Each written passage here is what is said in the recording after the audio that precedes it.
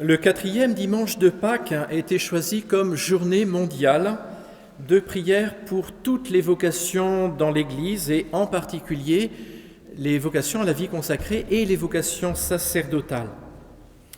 Il est traditionnellement appelé dimanche du bon pasteur car nous lisons ce jour un passage du chapitre 10 de Saint Jean où Jésus lui-même se présente comme le bon pasteur, le vrai berger, qui donne sa vie pour ses brebis. Par leur ordination qui les configure au Christ prêtres, maîtres et pasteurs, les prêtres sont appelés eux aussi à être de vrais et de bons pasteurs. Et ceci en collaboration, en communion même, avec les évêques, successeurs des apôtres, qui conduisent aujourd'hui le peuple de Dieu au nom du Christ.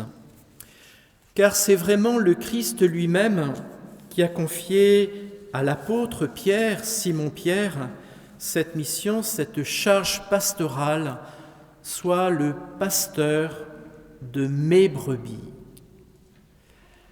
Très important, le possessif mes brebis, ce sont toujours les brebis du Seigneur. Et dans l'évangile que nous venons d'entendre, magnifique, Jésus insiste à 2 reprises « Moi, je suis le bon pasteur ».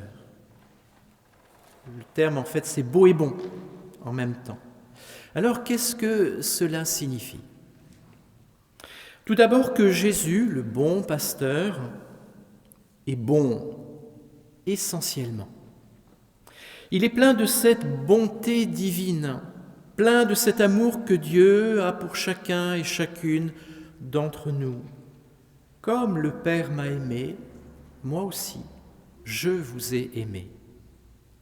Et cette bonté n'est pas seulement sur son visage, dans la douceur de ses traits, qui m'a vu, a vu le Père, dans la délicatesse de ses gestes, notamment envers les enfants. Matthieu précise, ou Marc aussi, qu'il les embrassait et il les bénissait en leur imposant les mains. Non, sa bonté est dans les profondeurs de son âme, de son cœur, comme lui-même le révèle à la fin de la prière sacerdotale. Père, je leur ai fait connaître ton nom et je le ferai connaître pour que l'amour dont tu m'as aimé soit en eux et que moi aussi je sois en eux. Et cette bonté essentielle, cet amour dont il est rempli, à quoi est-ce que cela va l'entraîner, ce bon pasteur ? Tout d'abord à prendre soin de chacune et de toutes ces brebis qu'il connaît et qui le connaissent comme le Père le connaît, qu'il connaît le Père. Verset très mystérieux, un abîme en fait dans ce verset. Et Benoît XVI commente brièvement « La connaissance réciproque entre le Père et le Fils se confond avec la connaissance réciproque entre le berger et ses brebis. La connaissance qui relie Jésus aux siens se situe au cœur de l'union qui lui permet de connaître le Père. Les siens sont ainsi introduits dans le dialogue trinitaire. Oui, c'est ce bon pasteur, ce vrai berger, qui nous introduit par son amour au sein même de la Trinité dont il provient et où il retournera après avoir accompli sa mission de bon pasteur. Ce bon pasteur qui est Jésus, parce qu'il est vraiment Dieu, connaît ce qu'il y a dans l'homme, nous dit saint Jean au début de son évangile. Voilà pourquoi il connaît d'une connaissance divine, intime et personnelle, chacune de ses brebis, chacun et chacune d'entre nous. Aussi nombreux que soit le troupeau, et lui-même nous assure qu'au final, il y aura un seul troupeau, un seul pasteur. Ce n'est pas de l'exclusivisme, c'est l'unité de la communion. Jésus connaît chacune de ses brebis par son nom, ce nom qui dit ce qu'elles sont profondément dans leur relation de grâce avec lui, mais, et je reprends les paroles de la deuxième lecture, la première lettre de Saint Jean, ce que nous serons n'a pas encore été manifesté. Et donc ce nom mystérieux n'a pas encore été révélé. Écoutons l'Apocalypse. C'est toujours Jésus qui parle. Au vainqueur, je donnerai un caillou blanc, et inscrit sur ce caillou un nom nouveau que nul ne sait sauf celui qui le reçoit. Cette bonté et cet amour du bon pasteur ne le portent pas seulement à prendre soin de ses brebis comme tout bon pasteur. Il les défend contre les loups, nous dit saint Jean. Une image, une métaphore en fait qui désigne ceux qui cherchent à séduire, égarer et même persécuter les disciples du Christ, comme lui-même les en a avertis. Méfiez-vous des faux prophètes qui viennent à vous déguisés en brebis, alors qu'au-dedans ce sont des loups voraces. Matthieu 7, 15. Comme aussi Paul, un autre bon pasteur vigilant à la suite du Christ, qui a mis en garde les chrétiens d'Éphèse lors de ce discours d'adieu extrêmement émouvant, et j'espère que je ne vais pas être saisi d'émotion comme je l'ai fait précédemment à la messe précédente en lisant Paul.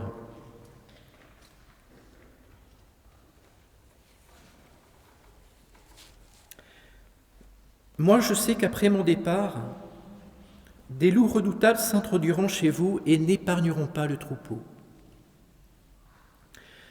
Même du milieu de vous surgiront des hommes qui tiendront des discours pervers pour entraîner les disciples à leur suite.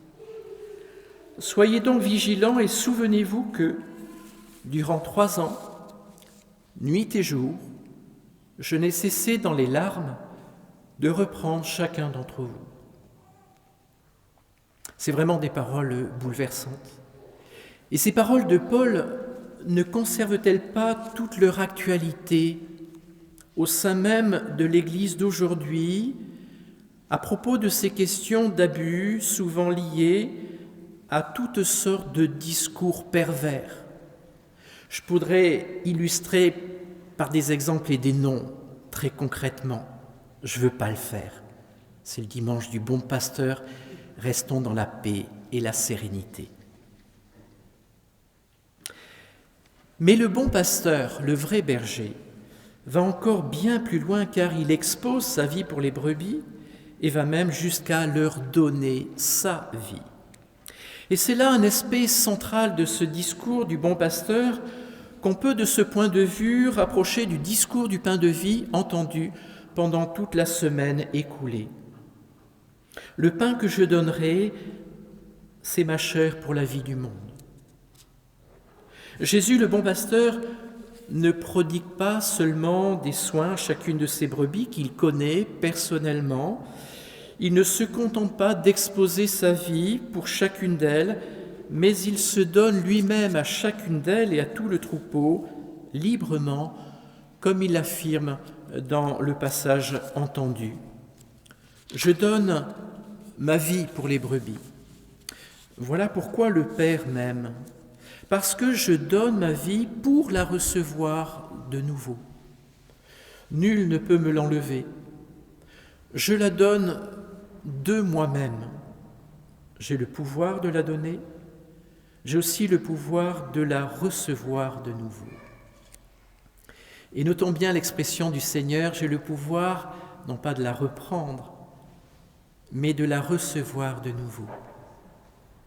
Car il se reçoit totalement du Père, en tant que Fils éternel, en tant que Verbe incarné, en tant que bon pasteur. Et ces paroles de Jésus en Saint Jean correspondent à celles rapportées par Saint Matthieu que Jésus lui-même avait adressées aux apôtres juste après la scène. Cette nuit, je serai pour vous une occasion de chute, car il est écrit « Je frapperai le berger et les brebis du troupeau seront dispersées.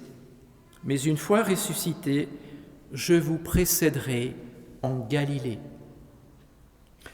Cela peut nous étonner, voire même nous choquer, mais c'est Jésus lui-même qui révèle que Dieu le Père, qui avait annoncé par la bouche du prophète Ézéchiel qu'il prendrait lui-même soin de ses brebis, « Voici que moi-même, je m'occuperai de mes brebis et je veillerai sur elles. » Il aime Jésus son Fils précisément pour cette raison-là, qu'il donne sa vie pour toutes les brebis de Dieu, c'est-à-dire pour tous les hommes, et toujours en Ézéchiel, « Vous, mes brebis, les brebis de mon pâturage, vous êtes des humains, vous êtes des hommes, et moi, je suis votre Dieu. » Et Jésus donne sa vie pour ses brebis, les brebis du Père, afin de les rassembler en un seul troupeau. Ainsi, Jésus peut dire en toute vérité ce qui n'appartient qu'à Dieu. C'est pour ça que je vous citais Ézéchiel, Dieu qui parle lui-même par son prophète. Il peut dire en toute vérité qu'il est, ego eimi en grec, je suis. Quoi donc? Le bon pasteur, le vrai berger. C'est une manière de dire qu'il est Dieu. Parce qu'il s'est donné par obéissance et par amour pour réaliser le dessein éternel de salut de Dieu, qui est le pasteur éternel qui n'abandonne jamais son troupeau, que ce soit Israël ou le genre humain tout entier. Ce Père qui veut rassembler dans l'unité tous ses enfants dispersés. Voilà donc la figure si attachante du Christ qui nous est présentée en ce dimanche du bon pasteur, où nous prions pour toutes les vocations, à la fois pour les enfants, les jeunes qui ont encore à la découvrir, et puis pour les plus anciens qui ont à y persévérer jusqu'au bout, quelle que soit cette vocation.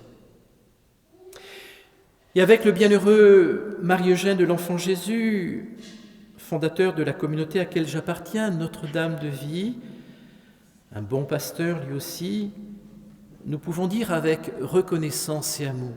Je termine avec ces paroles très belles. Nous sommes tous de ses brebis. Il nous a choisis, il nous a pris sur ses épaules, il nous connaît personnellement, intimement. Quelle joie de savoir qu'il nous connaît parfaitement, qu'avec sa science divine, il nous considère non seulement extérieurement, mais dans les profondeurs de notre âme. Il connaît nos mouvements, nos pensées. Il connaît le dessein de Dieu sur chacune et chacun d'entre nous, le lieu où nous sommes appelés par la miséricorde de Dieu. Il sait tout, ce bon pasteur. Cela rappelle le dialogue avec Simon-Pierre. Seigneur, tu sais tout. Tu sais bien que je t'aime, au moins d'amitié. Alors, remercions-le, ce bon pasteur qui se donne, ce bon pasteur qui donne tout, même sa vie et sa substance, allusion à l'Eucharistie. Rapprochons-nous de lui, il nous regarde, il veille sur nous. Ne le quittons pas du regard, qu'il nous soit toujours présent et que notre regard affectueux, que notre regard de foi le cherche toujours et vive avec lui. Amen.